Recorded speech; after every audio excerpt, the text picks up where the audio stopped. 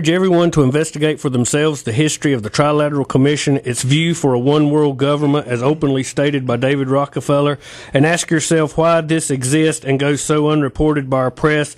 Practically all power brokers in our government are linked to this secretive society.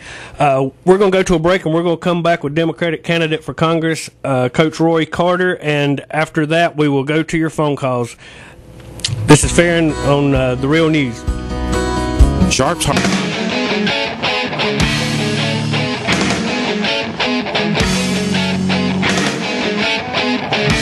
we're back on The Real News. Are you with us, Mr. Carter? I'm here. You doing all right today? I'm doing great. Doing great. To begin, Mr. Carter, we want to thank you for joining us on The Real News. And to start, just tell us a little bit about yourself and what's happening with your campaign right now.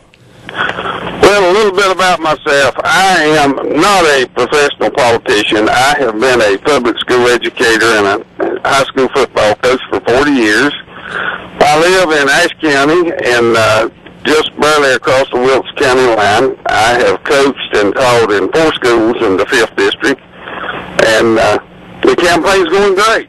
I'm in between stops right now. Well, we had a couple of questions that were sent to us by our listeners, and I wanted to go ahead and ask them up front. And our first question came from Al, and he wanted to know what your position is on the Second Amendment and the people's rights to bear arms.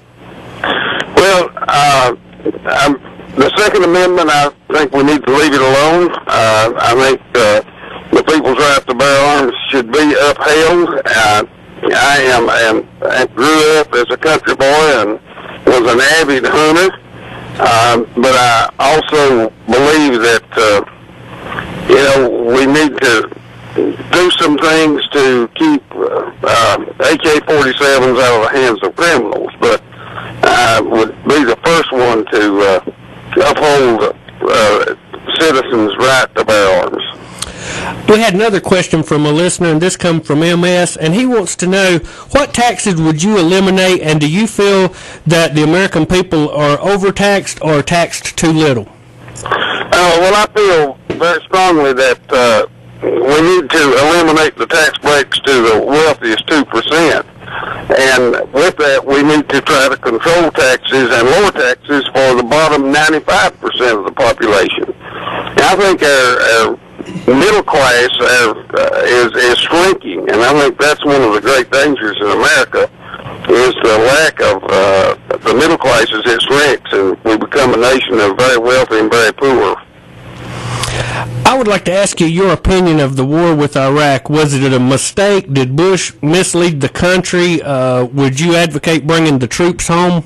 I definitely think it was a mistake to go into Iraq. It didn't meet the qualifications that our nation has always upheld for going to war. I think we were sold the bill of goods, and the American people paid for it. Over 4,000 American lives and 20,000 injured. And I'm definitely for responsibly ending the war. We're in it. We have to responsibly end it, and I think a timeline is the best way, and most people have come around to that way of thinking right now. Mr. Carter, this is Brian. Good morning, sir. Good morning. Good morning. I would like to get your opinion and perspective, sir, on Dennis Kucinich's impeachment of the president, and if you were elected, would you support him? That's pretty radical. I don't think we need to go through with that at this time. It's so close to the end of his term. Even though I don't agree with most of the things he has done, I don't think I would be up front for an impeachment process at this time. Mr. Carter, we're seeing a lot of saber rattling from the Bush administration toward Iran. Do you support attacking Iran unprovoked? Not at all. Not at all. I think we need to restore our prestige as a nation and use very strong diplomatic language and come to the table. And I don't think that we definitely need to attack Iran. I saw that you disagreed with Pelosi's decision to take a vacation and adjourn Congress. Do you advocate drilling into ANWR and drilling offshore? I think I'm a little bit upset with the people in Washington. We're just using this as a ball and just tossing it back and forth and doing nothing. I think that should be a last resort. I think drilling an MR and offshore has many dangers, and I don't think it's going to give us the relief. I'm a big proponent of really getting our nose to the grindstone to look at alternative energy sources and give some incentives for alternative energy, and hold our automobile manufacturers' feet to the fire about increasing automobiles with mileage, and let's look real seriously at the electric car and doing some things to wean ourselves from our foreign oil production situation we've got ourselves into. What would you propose that we do about our illegal immigration problem and our open southern border? This is something that we have had a lot of feedback from our listeners that is a major concern to them here locally. Excuse me, it is a major concern for everyone. And again, you know, the inactivity, it's just been a political football, and nothing is being done about it. I think we definitely must secure borders. I'm not sure that a fence is the answer to that. Our borders are very large, but I think we need to secure borders. We need to know who's in our nation, and we need to crack down on the big companies that are taking advantage of the illegal workers, and we need to make sure that we know who's in our nation. I'm very emphatic about that. But we have to be humanistic about it also, and we need to rework our guest worker program so that our agricultural communities can continue to get guest workers. And right now, the guest worker program is not working near as well as it should, and many of our farmers, I'm from Christmas tree country, they rely on guest workers, and they're having a hard time to get guest workers. So I think that program needs to be reworked.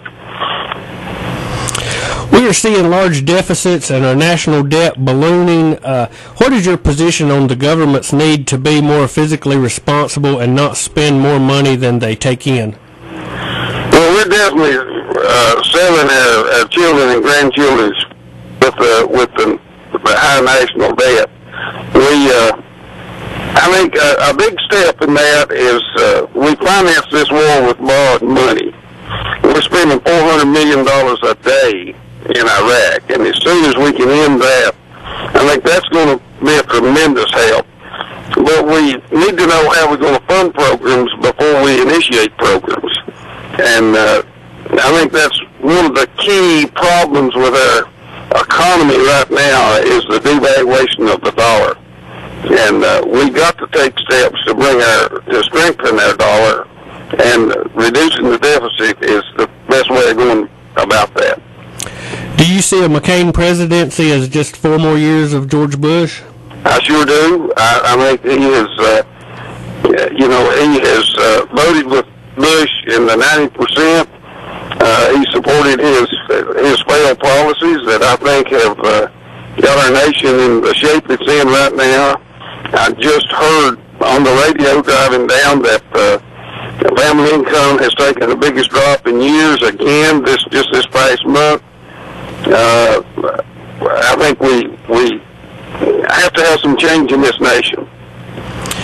We have witnessed our constitutional rights being assaulted, warrantless wiretaps, eavesdropping, all in the names of fighting terrorism. What is your position on legislation such as the Military Commission Act and the Patriot Act that has decimated our constitutional rights? Well, I've said on several occasions, as I speak, we haven't just walked on our Constitution.